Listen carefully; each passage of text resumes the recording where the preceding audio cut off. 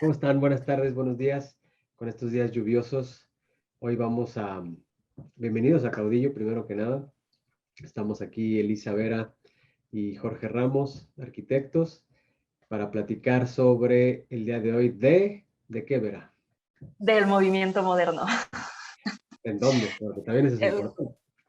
bueno, el movimiento moderno se dio en todo el mundo, es de los primeros movimientos que podemos hablar que ya son movimientos internacionales, pero pues obviamente lo vamos a hablar de cómo se va adoptando y adaptando en México. Exacto, ya que se van acercando las fiestas patrias, pues qué mejor que hablar de arquitectura de México, ¿no? Exactamente, pero creo que es bueno darle como un contexto general de cómo surge y por qué surge en el mundo en general, ¿no? O sea, hay que recordar que, bueno, es un movimiento que surge en el siglo XX, lo tenemos muy reciente, muy a la vuelta de la esquina todavía, y surge a principios del siglo XX, aunque ya viene gestándose desde hace mucho, ¿no? O sea, es un movimiento que trae muchísima carga filosófica, un movimiento que trae muchísima carga intelectual y que empieza a permear en los corazones de los arquitectos, ¿no? Surge en el periodo, sobre todo en el periodo de entreguerras, las guerras mundiales del siglo pasado, y pues es prácticamente, o sea, estamos hablando de un movimiento que pone en duda todo lo que se venía tratando en los cánones clásicos de la arquitectura para volvernos o convertir este mundo en un mundo mucho más racional, mucho más práctico, mucho más autónomo, donde todo nos sirva y todo esté funcionando. O sea, nos vamos a olvidar de las decoraciones, nos vamos a olvidar de lo romántico, de la arquitectura, de los espacios, o sea, de todo este adorno extra que tiene la arquitectura a la mera funcionalidad de los inmuebles. O sea, que sirvan para lo que están construidos, nos vamos a ir a las formas básicas, nos vamos a ir a los colores básicos, surge en la Bauhaus, que es así como uno de los íconos de este movimiento, y que busca regresar a lo básico, o sea, literalmente es lo básico de la arquitectura. Si es una puerta, se ve como una puerta, parece una puerta, y si es de madera, se le ve la madera, ¿no? Entonces no vamos a disfrazar absolutamente nada. La utilidad, los materiales se notan y responden a la función de los edificios, y eso es como un poquito de lo que va moviendo a este movimiento. Sí, y como decía Le Corbusier, ¿no? Crear una máquina para vivir, ¿no? Prácticamente eso. Y también Sí, viene amarrado de evolución industrial, ¿no? De la revolución industrial, de cambio de materiales y de todo esto. Entonces eso también ayuda a crear este tipo de nueva arquitectura, ¿correcto? claro, era como la experimentación. Esto que dices de la máquina para vivir, a mí se me hace súper fuerte porque se lee todavía muy fresco. No sé si te pasa que estás leyendo sobre estas cosas y parece que lo estás escuchando decir la máquina para vivir y que tenemos que acabar con la locura de la vivienda unifamiliar y construir estos grandes edificios de vivienda colectiva y todo. Y pues ya estamos en una etapa o a una distancia crítica que ya nos permite analizar si esa máquina funcionó o no funcionó. Ahorita más adelante te voy a hablar de otros rollos, pero si quieres vámonos ya al movimiento moderno en México y cómo lo vamos asimilando aquí también, ¿no? Sí, bueno, pues al principio del siglo pasado, el siglo XX, México estaba dentro de una dictadura de Porfirio Díaz, y cuando llega el final o la transición de ese gobierno o de ese sistema al otro, al revolucionario, viene también un cambio de expectativas para el país y también querer cambiar la imagen del país, y se empezó a buscar una nueva arquitectura, ¿no? Que rompiera con esta parte afrancesada que tanto se había utilizado por el sistema porfirista, ¿no? Entonces, se decide buscar una nueva arquitectura mexicana, ¿no?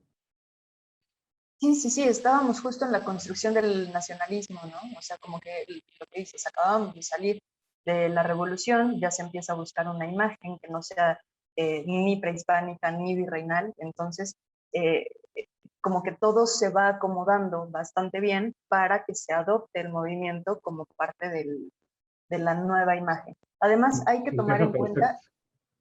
Hay que Encaja tomar en perfecto, cuenta, ¿no? Después de la, o sea, porque cuando también, junto con la revolución viene toda esta parte de reivindicar al obrero, al campesino, y como tú decías, ¿no? El funcionalismo, el racionalismo, cosas que nos salieran baratas, ¿no? Sin la dejar... reproducción en masa, o sea, que todo se Eso. pudiera estar repitiendo. Y lo que te iba a decir es que hay que tomar en cuenta que la gente empieza a irse a las ciudades. En México, como tal, tenemos una explosión demográfica bárbara. No podemos darle ya tanta vivienda a tanta gente en las grandes metrópolis de México. Y entonces sí, todo va acomodándose. Obviamente no es casualidad que digas, ay, mira, justo tengo un movimiento que se está adaptando a las necesidades sociales. O sea, es algo que viene pasando en todo el mundo y pues obviamente nosotros ya somos parte de esa globalización que ya se viene dando desde la revolución industrial, ya somos parte de esa fiesta moderna en el mundo y pues obviamente nos va a tocar un poquito. Acabamos de salir de la revolución, todo se tiene que hacer muy rápido, empiezan a crearse estas instituciones netamente mexicanas, está el vasconcelismo con todos, con todo apoyando a los muralistas, se da la integración plástica, no sé, o sea, como que se hace ahí toda una apropiación del movimiento y se le empieza a poner también el sello mexicano, ¿no? Sí, justamente creo que dijiste algo importante. Se crea, bueno, siempre, ¿no? Tomamos referencias internacionales, no siempre queremos parecernos a otros países, pero siempre tropicalizamos las cosas, ¿no? Entonces creo que el modernismo en México se adopta con esto, con el muralismo, con lo plástico, y se crea esta fusión entre el funcionalismo, las cosas repetitivas, pero también con algo de arte, ¿no? Que eso para mí se me hace fundamental y a mí me gustaría regresar a eso. Me van a decir conservador, pero sí me Estaría gustaría increíble, regresar a eso.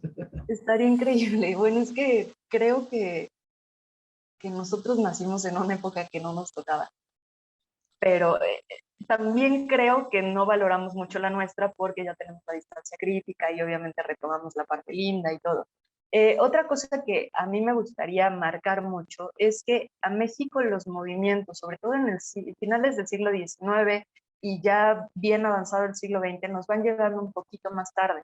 Entonces estamos hablando de que en Europa, en el mismo Estados Unidos, esto empieza a moverse desde los años 20, 30 y aquí a nosotros nos llega como muy de golpe a mediados del siglo pasado. Para mí, uno de los íconos o de los parteaguas en la arquitectura mexicana dentro del movimiento moderno es Ciudad Universitaria.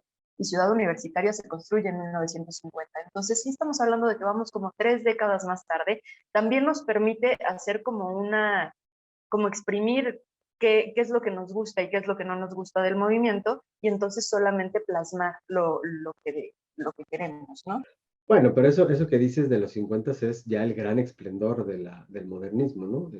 Pero sí, o sea, arranca antes, arranca en esta exploración en los años 30, ¿no? Con la casa mínima obrera de Juan Legarreta o sea, sí arrancamos al mismo tiempo, pero bueno, al final lo máximo se alcanza, para mi gusto, como dices tú, en la ciudad universitaria, ¿correcto?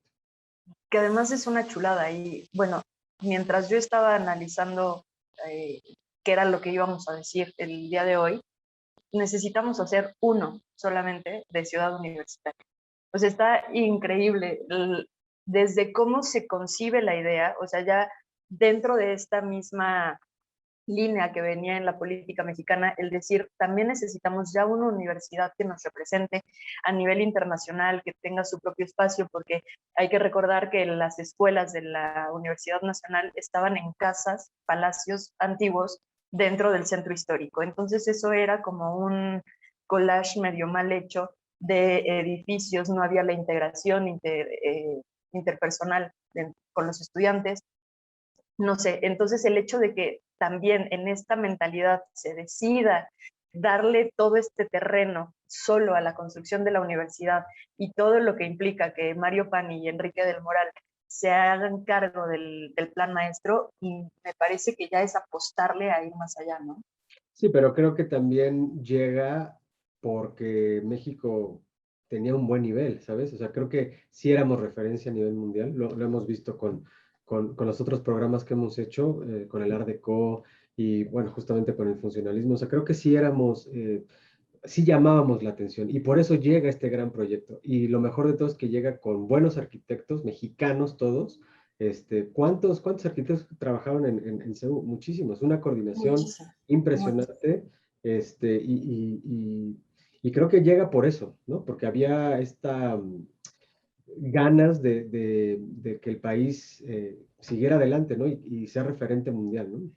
Y no solo arquitectos, también se da la integración de artistas, que a mí eso es lo que me parece impresionante de Ciudad Universitaria, porque retoma uno de los conceptos básicos del movimiento moderno, que es que la arquitectura se vuelve escultura.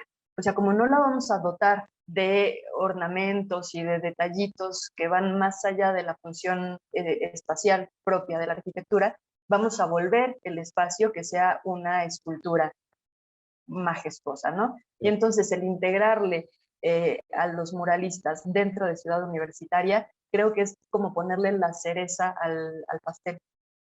Y sí, fueron muchísimos arquitectos y creo que por fin es a mediados del siglo pasado que empieza medio a perfilarse ya algo que pueda llamarse arquitectura mexicana como tal, ¿no? O sea, veníamos con un conflicto muy, muy confuso en la cabeza de cuál es nuestra arquitectura son las pirámides, nuestra arquitectura son los palacios virreinales, qué es lo que nos define a nosotros ya como una nación establecida.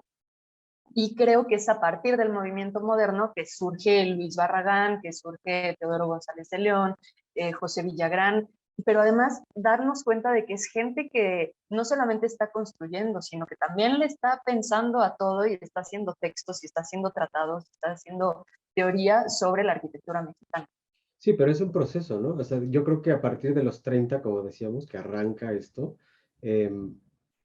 se forman estos arquitectos, ¿no? Y como dices, hacíamos teoría. Yo no sé si tengas algún teórico mexicano nuevo. ¿Quién? Actual. Actual. O sea, no se me viene ahorita, debe de haber, pero no se me viene a la mente ahorita uno, pero claro que antes sí lo sabía, ¿no? Como Villagrán, bien decías tú, este, pero claro, es un proceso de varias décadas para llegar a este gran final, ¿no? Si Sí, le sí, quieres sí, llamar sí. así. Y creo que Al de gran repente clímax, no final, estamos. al gran clímax. Sí, y no te creas, también me parece que es un gran final, porque después del movimiento moderno no hay otro. O sea, el movimiento moderno siento que es el último gran movimiento que cuestiona lo que está pasando en la sociedad, lo que está pasando en el arte, lo que está pasando en la forma de pensar y de analizar el mundo. Después de eso, lo demás son refritos. O sea, después del movimiento. Arranca el posmodernismo y la crítica de la muerte del modernismo, de todo lo que no funciona. Exactamente, todo lo que no se hizo antes. Y empiezan los refritos y empezamos con ya a ponerle prefijos a todos estos movimientos, el postmodernismo. O sea, ya no hay nada nuevo y bueno, para mí ha sido toda una crisis. Pero sí, sí es una evolución. Creo que también tendríamos que enfocarnos un poco en lo que está pasando ahorita y escribir mucho sobre lo que está pasando ahorita, estudiar mucho lo que pasó antes y ver cómo se van dando estas transiciones, porque a lo mejor estamos dejando de lado o asumiendo que de verdad esto ya se murió y ya estamos destinados a la muerte de la arquitectura también, pero pues algo tiene que estar pasando, ¿no? O sea, tenemos que empezar a filosofar un poquito más. Sí, se empieza a pensar en pleno, o sea, ya en el siglo XXI, 2021, se empieza a pensar ahora como en esta parte urbanista, de conjunto, pero fueron muchos años de ya no hacer ese tipo de arquitectura, sino irte a lo individual, ¿no? A hacer las grandes obras para mí, para mí, para mí, para el cliente, eh, los materiales modulares, ¿no? Eso creo que también ha empezado a afectar, ¿no? Y a crear arquitectos, pues, de Home Depot, pues. Pero bueno, sí, o sea, tienes razón, hay que replantear ahora una nueva forma de hacer arquitectura, ¿no?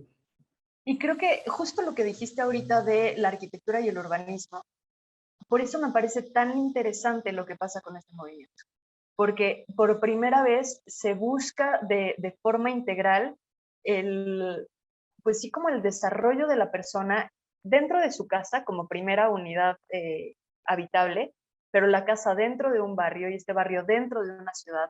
Y es cuando se da esta gran epopeya de construir una ciudad desde ceros, como fue Brasilia. O sea, solamente en el movimiento moderno podía surgir algo así.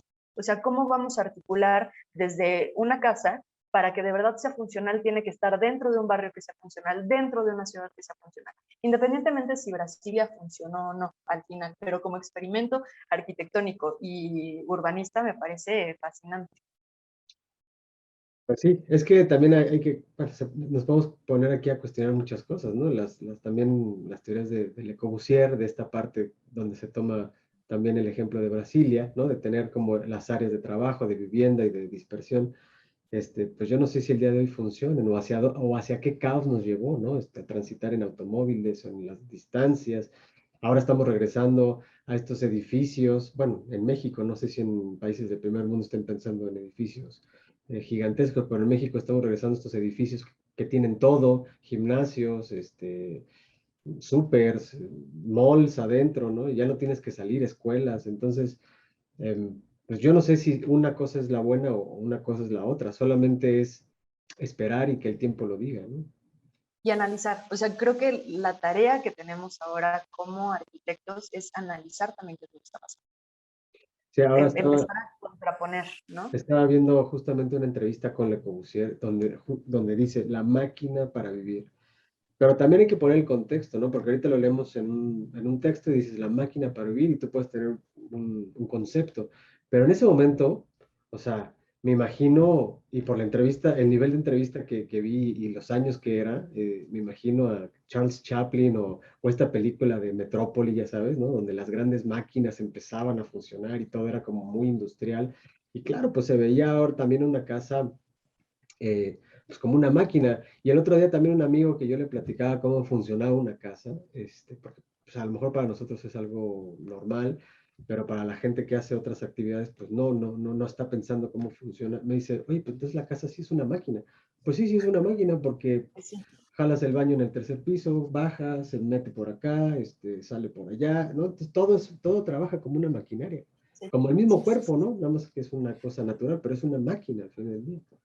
sí, totalmente, totalmente. Y además es una máquina que tiene dentro máquinas que viven ahí, o sea, que tiene que ser funcional para la gente que está ahí adentro, ¿no?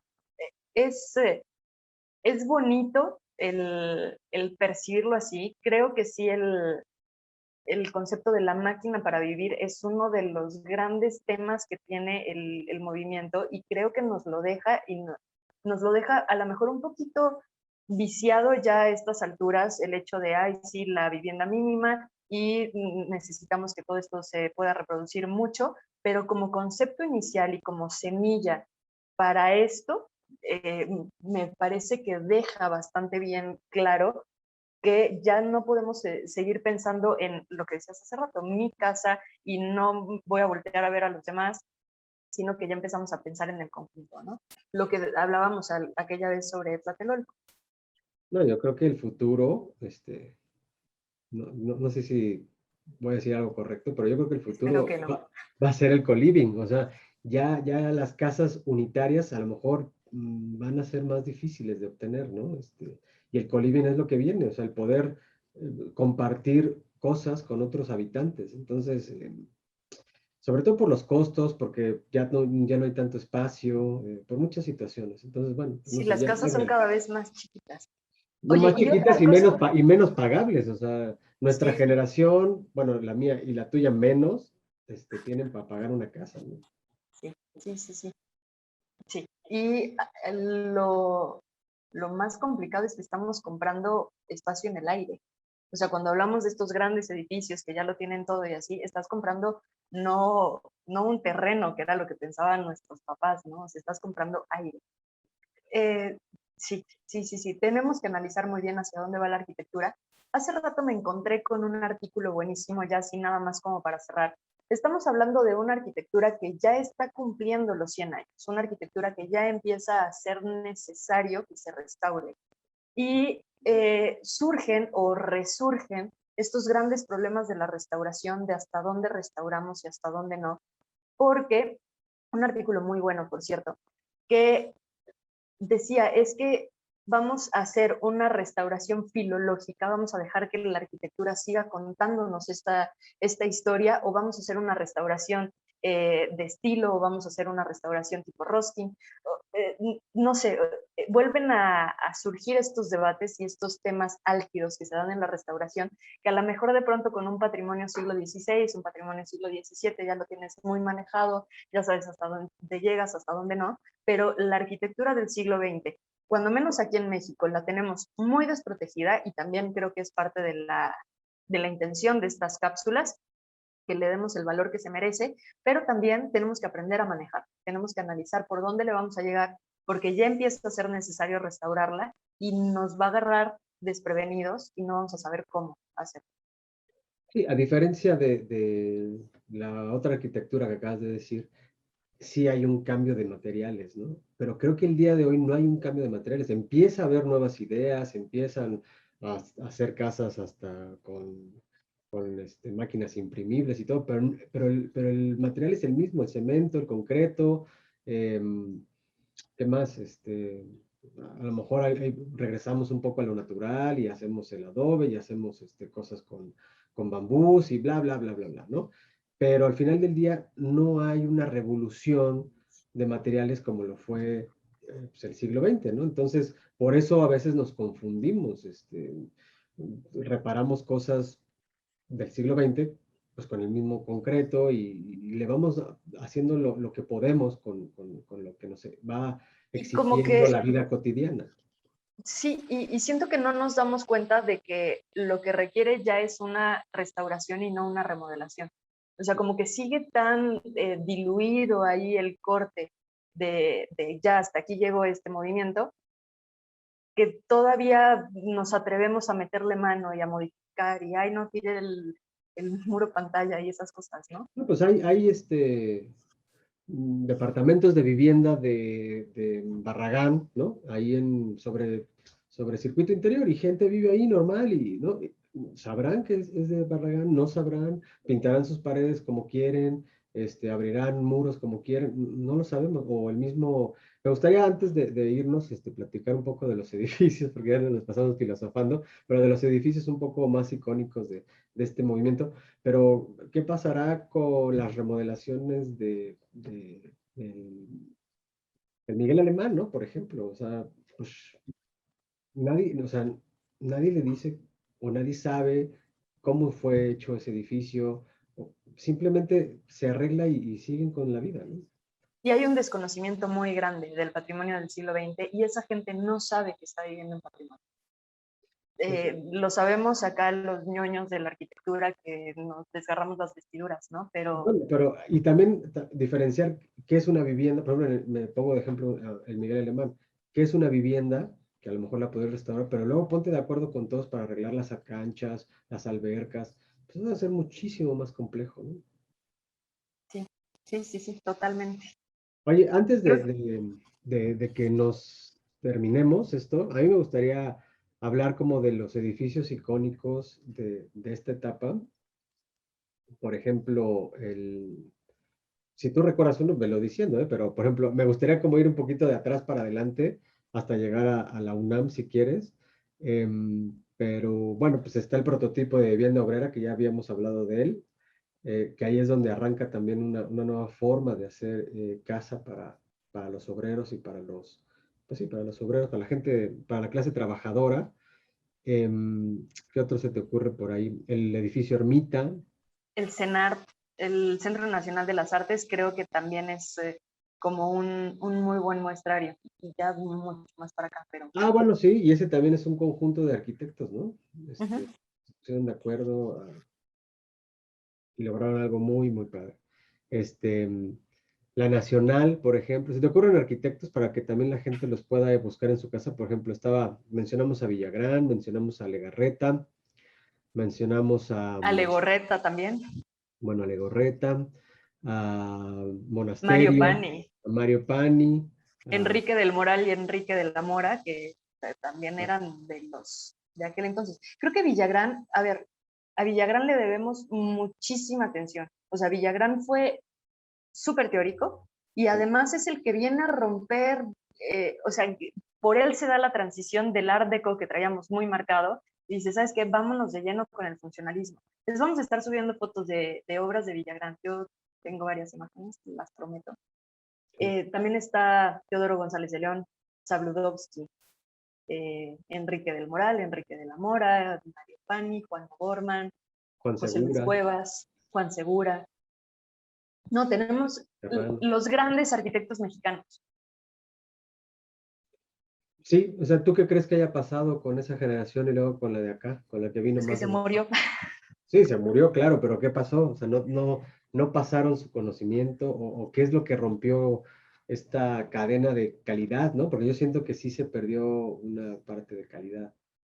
No sé, hay una generación perdida ahí. Los planes de estudio, la seriedad de dar las clases, ¿qué fue lo que se perdió? Siento que hay una generación perdida. No sé, algún día hablaremos también del tema de los planes de estudio y los arquitectos comprometidos con la academia, ¿no? O sea, el pasar estos conocimientos. De verdad, el dedicarnos a escribir y a reflexionar sobre la labor del arquitecto. Todas estas personas de las que acabamos de hablar era gente que en las mañanas iba al despacho y en la tarde iba a la universidad a dar clases. Entonces, ese vínculo y ese estar pasando el conocimiento, ¿qué pasó con esos estudiantes? Bueno, cuando Mario Pani y Enrique de la Mora se encargan del plan maestro de Ciudad Universitaria, uno de sus alumnos era Teodoro González de León. O sea, sí empieza a haber ese cambio, pero yo no sé qué pasa después entre Teodoro González de León y nosotros. O sea, porque todavía convivimos espacialmente en este país. Sí. Entonces, siento que ahí hay una generación perdida que no lo ha hecho tan mal. O sea, tenemos algunos arquitectos por ahí que todavía están haciendo cosas en este inter.